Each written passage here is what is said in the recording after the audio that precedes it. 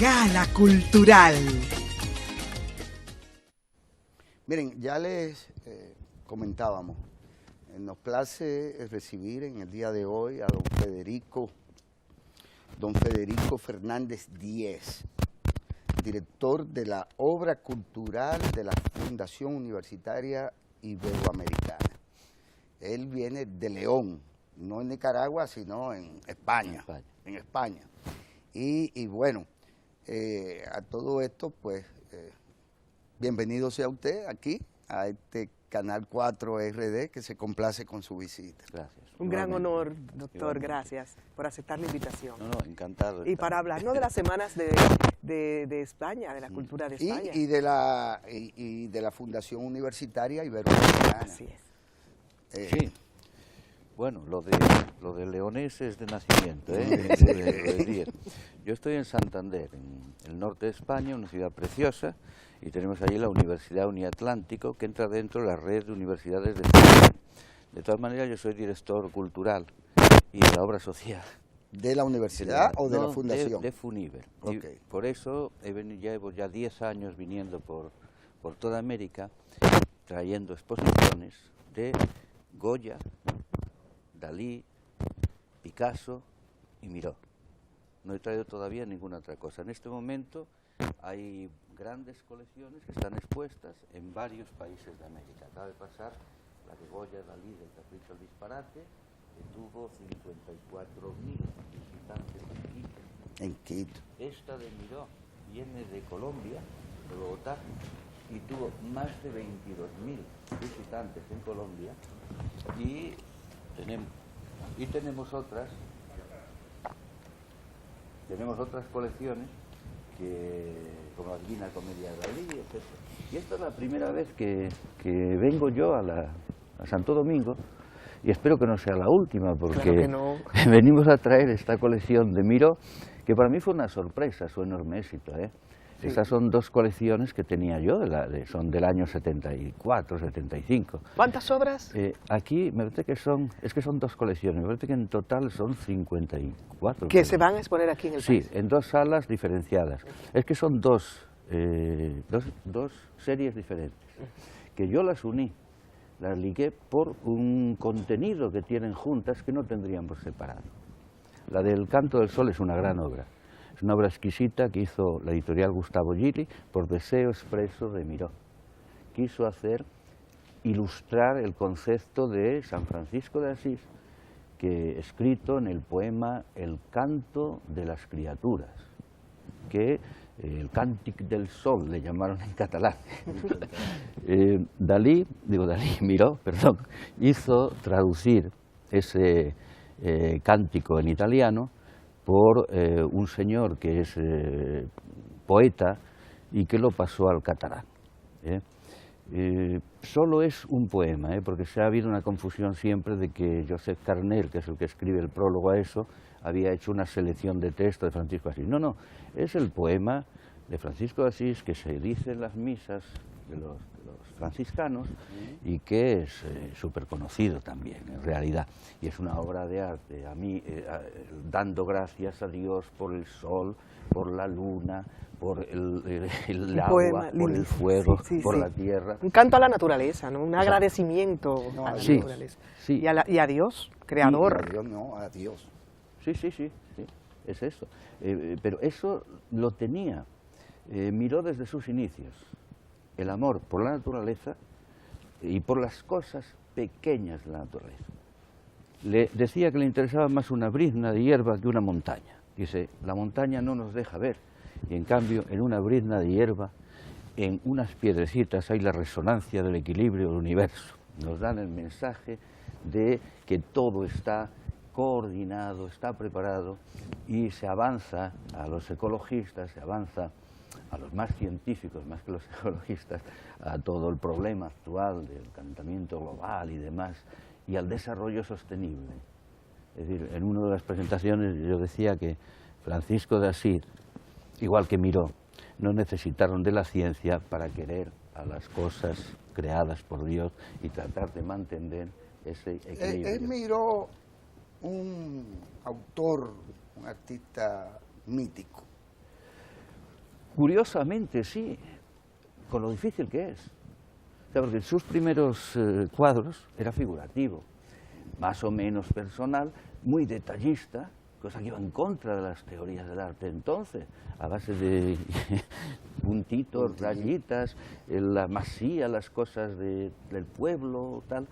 Y a medida que evoluciona, va dejando eso y va buscando una metafísica, una manera de representar ese amor a la naturaleza, ese equilibrio a la naturaleza mediante símbolos de la mujer, de la luna y el pájaro, que es lo que une la madre, la madre es la mujer, pegada con los pies a la tierra, el pájaro que une la tierra con el cielo y el equilibrio de los astros, la luna, que representa ese orden cósmico que está hasta en lo más sencillo de la creación. Doctor. Eso es lo de San Francisco de Asís, luego la otra es muy diferente. Sí, a mí me gustaría que habláramos un poco de Joan Miró.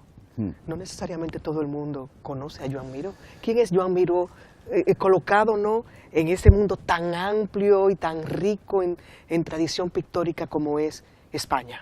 Sí, curioso, Joan Miró rompe la tradición. Si nosotros tenemos a Miró, a Dalí, a Goya y a Picasso, es porque Goya está en la base de todos ellos, menos de Miró. Goya está en la base de Picasso. El Guernica Picasso, fusilamientos del 3 de mayo, hecho en un expresionismo. Pero en cambio Miró es especial. O sea, en lugar de tener esa tradición, trata de romper con todo lo anterior. Se va a París con Dalí, se va con los surrealistas y llega a decir desde que llega que quiere matar la pintura. Exactamente. Bueno, ¿qué pasa? ¿Qué es esto que quiere Con la matar? tradición, romper con la tradición. Sí, no, pero incluso decir matar la pintura. Y le dijo Dalí, dice, pues tenga usted cuidado, no le mate usted la pintura, porque no sé lo que quiere decir, ¿no? Lo que quería decir Miró no era acabar con la pintura. Miró esencialmente se sentía poeta, y especialmente al llegar allí con los surrealistas. Conoció a Paul Éluard, a Bresson, que era pintor, no poeta, pero dentro de ese estilo y tal. Y él quería algo que soñó antes Alberti, que luego es el que está en la otra exposición. Quería expresar la poesía con los pinceles de la pintura. O sea, quería hacer poesía con esto. ¿Qué antecedentes había aquí? Bueno, pues los antecedentes de los surrealistas, Apollinaire y todos estos, habían hecho poemas visuales, habían hecho cosas, trataban de meter la plástica en la poesía. Incluso alguien que nunca se ha citado como antecedente de él, que es el Picabia. La estrellita famosa de Miró, que sale en La Caixa, aparece, no esta así tan elaborada, pero la estrellita típica de Miró aparece en un cuadro de Picabia. Picabia era dadaísta. Los dadaístas también hacían pintura poema. Ahí está su primer momento. Luego la gran amistad con Paul Éluard y los poetas surrealistas. Y eso no lo perdió nunca. Quería hacer poesía y empezaba, escribía una frase poética y luego acababa con pinceladas y está la frase escrita. Luego dejó de poner la frase y hacía cosas más bien surrealistas, pero tratando de expresar ese sentido siempre de cosmos, de universo unido. Y ponía el título debajo, pero no en el cuadro, ¿eh? El título sale en las reproducciones, en el cuadro no se ve el título. Pero el título siempre era una frase muy poética y muy bonita. Incluso cuando le preguntaban sobre sus cuadros, contestaba con una frase simbólica poética. Jamás describió un cuadro suyo. Le pregunté, ¿y esto qué significa?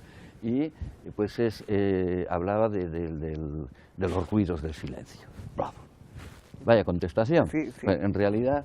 De los ruidos del silencio. Sí. Pero hubo una parte onírica, ¿verdad? Y después hay una parte naif. Él deriva hacia una pintura más, sí, digamos, primitiva, hacia el origen, ¿no? Sin duda, pero a través de un proceso intelectual. No es un naif originario. No hay ingenuidad. No. Este señor trata de desandar lo andado, estudia académicamente el dibujo y la pintura, y de repente, igual que los surrealistas, dicen, ¿a qué nos ha llevado la razón? A las guerras, al tal, vamos a buscar en el subconsciente o en el inconsciente y creamos el surrealismo. Vamos a hacer que nos salgan de dentro las cosas. Por eso él entró ahí. Pero él fue más allá. Dice, si seguimos con las jorobas de la cultura, no podemos crear más que a partir de ella. Si esta cultura no la admitimos, tendremos que buscar en el primitivo, en el niño. Y empieza a desandar lo andado hasta llegar a un sistema simbólico lo más infantil posible. Pero cuidado, infantil, un señor de 80 años con un conocimiento de lo que quiere expresar, de infantil nada, tiene todo un sistema simbólico tremendamente complejo e intelectual.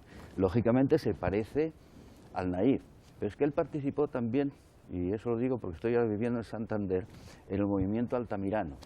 En Santander tenemos las cuevas de Altamira, 50.000 años antes de Cristo, sí. Y de los que han hecho homenaje a eso y tal, y se les buscan ciertas referencias de las pinturas prehistóricas de las cuevas, está Miró. Ahora justamente hay una exposición en Santander de las cositas de Miró de aquella época donde reconoce esa búsqueda dentro de las cuevas. Pero evidentemente hay un Dalí en Miró y hay un Picasso y viceversa, porque también hay una parte de la obra de él que es escultórica, ¿verdad? Sí. Y cerámica. Y también. cuando vemos la escultura de él, bueno, pues también vemos un poco la escultura de Picasso. Ahí hay un universo que evidentemente los relaciona a ellos. A ver, Picasso era amigo íntimo de Miró. Dalí era enemigo íntimo de Miró, que se conocían, pero a veces coincidían en esta expresión. Pero yo diría que quizás el único que ha sido más copiado que él copiar, que ha influenciado más que él ha sido influenciado. Así como Dalí empezó haciendo cubismo, Claro. Dalí copiaba a Picasso, no, bueno, miento. Al principio los primeros cuadros de Miró, que además son muy bonitos, son cubistas. Sí, sí, sí. Pero fue una pequeña etapa. En el momento en La que superó. Sí. En el momento en que se libera y aparece su lenguaje, que se consolida con las constelaciones, que ya entonces pasa de ser la poesía, lo fundamental, a inspirarse en la música. Ahí toma un lenguaje que, sinceramente, estilísticamente puede recordar a Paul Klee, a no sé quién, pero no, es suyo y es realmente su aportación, y ha conseguido ser único. Sí, sí. Los demás, el propio Picasso le compró un retratito de niña que tiene, varios cuadros, y Picasso mismo, que las miraba mucho, le abrió las puertas de París, porque este pobre hombre no vendía nada.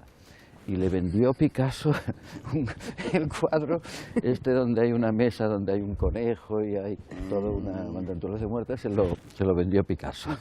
Hemos estado, doctor, pasando imágenes, ¿no? Estas de son las diferentes etapas. de la primera época. Aquí hay influencia de Matisse, por ejemplo. Matisse, sí. A ver, en la primera época, pero esos son sus inicios. Sí, sí. Enseguida alcanza su nivel. Allí las veo. Incluso Cézanne, podemos reconocer los maestros, claro. mirando Picasso, Míralo ahí. evidentemente, Sí, sí, sí. pero estamos viendo la etapa joven, muy joven. Muy joven. Muy joven. Eso es lo primero. Sí. Las semanas de la cultura de España en República Dominicana, además de esta interesante exposición que nos permite reflexionar sobre la obra de un pintor tan trascendental, ¿no?, para la historia de la pintura española y del mundo, ¿no? ¿Hay otras actividades colaterales a la exposición? No, yo vengo por lo de la exposición, nada más, porque vengo por la cuestión cultural de Funibre, que es lo que me han pedido, ¿no? Pero lo de Miró tocó que viniera esta, podía haber sido otra que pidieran de las que están acabando por América. Porque este itinerante también, ¿no? Sí, estaba en Colombia. Ya aquí. está pedido seguramente a otro sitio de aquí, de República ¿Y la de Dominicana. Goya viene para acá? La de Goya, le cuento, estuvo 6 años aquí. Aquí. 6 años por América. Por Cuidado, América. aquí no ha venido.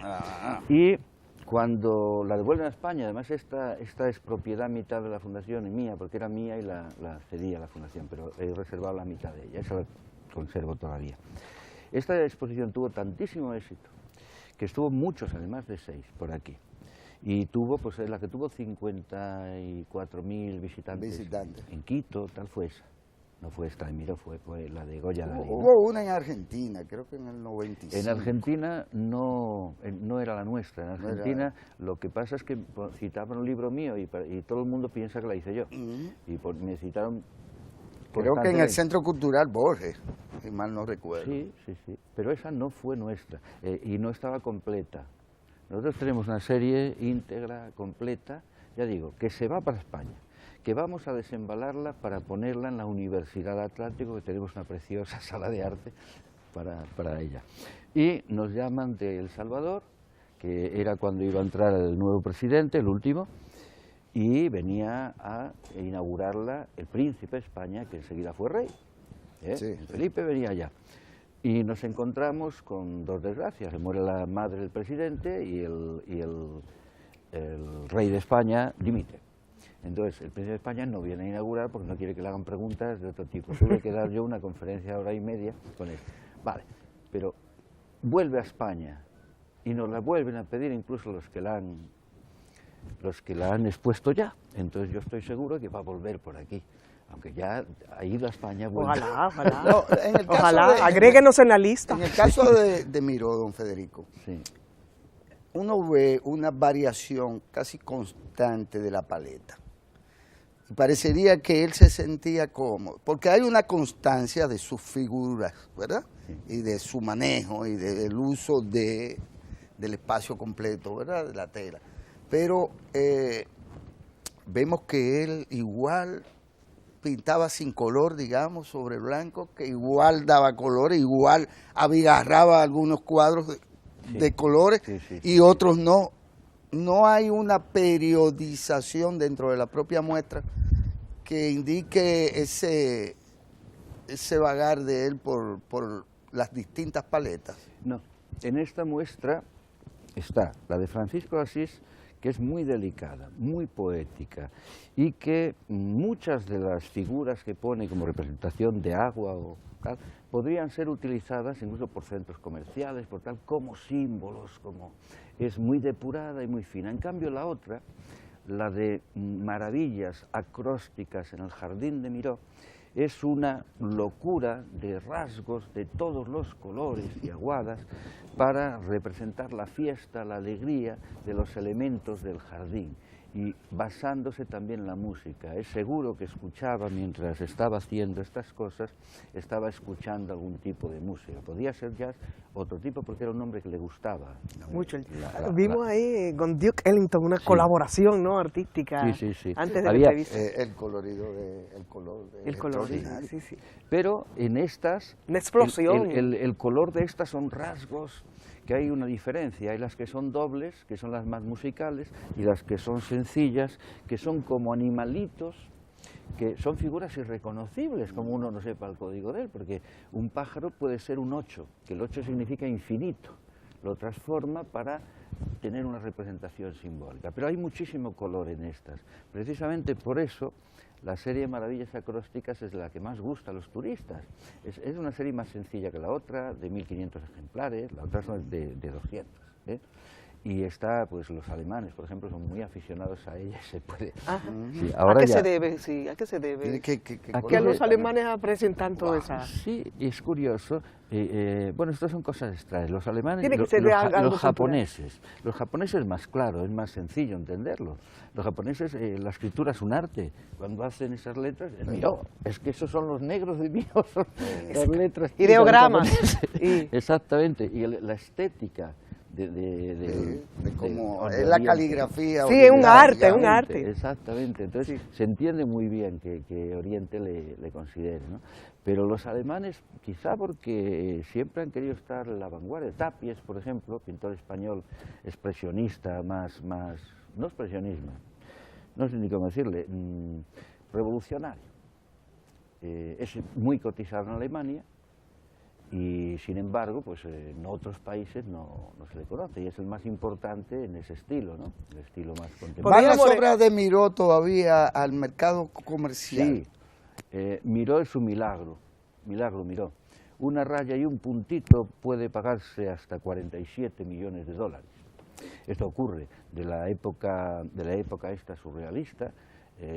Yo no me es- quedé en la serigrafía que le comentaba. Sí. En el... No, las serigrafías son mucho más económicas, o la Sí, litografía que le decía que yo incluso. tengo una serigrafía de Miró, le comentaba Pero- en el camerino, ¿no? Miró ha llegado a ser tan popular entre los que, curiosamente, repito, porque no es fácil, que hasta su firma en colores se ha vendido. Se ha vendido. ¿Cuántos así es. cuadros se registraron de Miró? de Miró? De Miró. Uf. Hombre, hay catálogos de él razonados, pero por desgracia no se ha hecho lo que hizo Cervos con Picasso. Que el Cervos de Picasso se puede decir que es casi, porque nunca se puede llegar a todo lo que hizo, casi exhaustivo, ¿no? En el caso de Miró, que ha sido muy bien llevado desde el punto de vista comercial, se llegó a decir que él cobraba solo el 10%, que lo demás es la empresa que saca los libros, etcétera, que esto lo he oído, no puedo afirmarlo científicamente, claro, pero es muy posible, ¿no? Pero tiene unos libros muy bien hechos, por ejemplo, de toda su obra gráfica, que costaban un dineral, podían costar $500 o más, el libro, en su época, que además tenía, no de regalo, venía ahí una pequeña litografía o serigrafía que venía del tamaño del libro. Entonces se pueden seguir todos los tomos, son bastantes tomos. ¿Y cómo se convierte usted en coleccionista de Miró? Uy, porque yo era pintor, siempre he pintado. Y ¿Era o es? Soy, pero he dicho era porque desde que estoy en un Atlántico no tengo tiempo para nada. Sí, porque no hay ex pintor. Hay una obra que queda. Una obra y uno es o no es pintor aunque no pinte. O sea, es una cuestión. Usted sabe que hay una faceta de la obra de Miró que es muy dialogante con otras culturas. Usted hablaba de, por ejemplo, de cómo se aprecia Miró en las culturas orientales, digamos, o en los hermanos. O en los hermanos, por ejemplo. Esa capacidad de diálogo a través de la literatura, de su interpretación, de su paleta de colores, de la utilización de los elementos, es parte de ese diálogo, ¿no? Sí. Pudiéramos construir, qué sé yo, una línea dialogante que define, que conecta. Es que Miró, a pesar de ser catalán, de ser español y afirmarlo, a pesar de haber sido utilizado en otro sentido, lo que busca es lo universal. Lo cósmico. Lo universal, cósmico, sí. Y lo esencial, la herencia primitiva de la Tierra, de estar en armonía con la naturaleza, con el universo. ¿Quién no tiene esa raíz? Él yo creo que no necesita ni buscarla en las obras. Picasso sí, Picasso iba a buscar las esculturas antiguas, tenía en su casa cosas de África, tenía el cubismo deformado salen de ahí. Pero sin embargo, a Miró le sale de la cueva de Altamira, a Miró le sale de que podemos ir a Tasilis, a Sahara, y será equivalente, porque eso es un impulso humano que sin necesidad de contacto, si nosotros dejamos aflorar desde nuestro nacimiento, el niño hace garabatos. Y en las culturas que tienen escritura, el garabato y el dibujo es para llegar a la escritura. En otras se queda ahí y te dibuja aquello que es mágico, mítico, que le da a él un sentido, ¿no? Entonces Miró tuvo esa gran capacidad de, volviendo atrás, llegar a algo que quizá no se entienda sin explicación, pero tiene una conexión con la expresión primitiva. ¿Alguna relación con Gaudí, digamos? Hombre, es muy admirado Gaudí y le dedicó toda una serie, pero relación tendría que inventármelo. En realidad, Gaudí sí que en el Parque Güell de Barcelona tiene una utilización de los elementos naturales para unir el arte con la vida. Hay un paseo en el Parque Güell que están los árboles torcidos y él hace unos árboles construidos de cerámica haciendo el paseo con esa unión. ¿Qué era lo que podía unirle? En cierta manera, lo que unió a Gaudí con los surrealistas, el modernismo de Gaudí era libre, espontáneo, se basaba en el humo del cigarrillo, que entonces no estaba mal visto fumar, y construía formas no Estaba de moda. Exacto, bueno, de moda casi obligado, era socialmente, ¿no? Pero que tiene esa libertad y esa exploración que no busca directamente la significación ni la utilidad, que es una de las esencias del arte, lo que diferencia la artesanía. La artesanía es utilizable, el arte no. El arte es simplemente una remembranza de lo artesano o algo trascendente. Pues quizá haya esa relación. Y sé que hizo con uno que se acaba de morir ahora, un grabador que le tuvo él, le puso el estudio de grabado para trabajar, porque le encantaba el grabado. Hizo una serie que se titula Gaudí. Gaudí. ¿Hay cerámicas y esculturas en esta exposición? No, itinerante. No. Aquí traemos dos series, que esta es la de San Francisco de Asís, que es muy bonita, sí, con mucho contenido, con mucho sentido, con mucho significado. Y es la parte onírica de él, ¿no? De donde él, bueno, él está reflexionando, ¿no? Siempre es casi ilustrador, pero simbólico. Pero se ajusta, dice, hermana agua, y es una serie de agua, tal, hermano fuego, y en los colores, en esto aquí sí están justificados. En esta sí que realmente el agua es azul, el fuego es rojo. Sí, entonces, sí, en este sí está con justificado. esos colores primarios, sí, ¿no? Sí, totalmente. Totalmente. Le gustaba hacer mezclas y distingue en un trocito, ahí ese color primario con opaco y en el otro brillante, hace unas cosas muy detallistas, increíblemente. Él juega, él provoca. La otra, y la otra es, está muy bien, porque una es ilustración filosófica, de un poema, y la otra es música pura, la de maravillas acrósticas, que se llama acrósticas porque Rafael Alberti escribe el texto y hace acrósticos, que pone, por ejemplo, miró en la parte de inicio, entonces inicia la frase, eso es lo que se llama acróstico, y por eso le ha puesto el título de Maravillas acrósticas en el jardín de Miró. Pero es dos estilos que resisten muy bien la unión, porque los dos, en cierta manera, ilustran al poeta, diferente, Francisco de Asís o Alberti, ¿no? Y están sus dos grandes motivos, la poesía y la música. ¿Cuánto tiempo durará? ¿Y cuándo se inaugura, no? ¿Cuándo se inaugura la exposición? Pues creo que mañana. Pero mañana se inaugura. ¿Y cuántos días estará expuesta? Por lo menos un mes. Por lo menos un mes. Sí. Bueno, es que no tengo aquí los datos, sí, pero acabo de llegar de España y vengo nada más. Sabemos por el Departamento de Comunicaciones que mañana se inaugura, que es una actividad abierta a todo público, que disfrutemos a Joan Miró, que está dialogando. Sí, creo que está además en dos salas, ¿eh? En el Centro Cultural de España. Sí, en dos. Una está la de Francisco de Asís y en la otra está la de Maravillas Acrósticas, pero que está muy cerca, creo, una de otra. La disfrutamos las dos, muy bien. en el Centro Cultural de España. Ha sido un gran honor recibirlo, doctor Federico Fernández, que nos haya hablado de este artista maravilloso, ¿no? Lo recibimos con mucha alegría aquí, a usted y al artista también. Muchísimas Encantada, gracias. un gran honor. Gracias. Don Guillermo. Bueno, complacido con la compañía del doctor Federico Fernández. Y bueno, mañana habrá otra cita cultural. Así es, nosotros debemos, no obstante, invitar a que nos acompañen a disfrutar pues la sinfonía número 9, ¿de quién? De Mahler también. Correcto. Para despedir, hasta mañana. Feliz día, gracias doctor. Gracias, un gran honor. Encantado.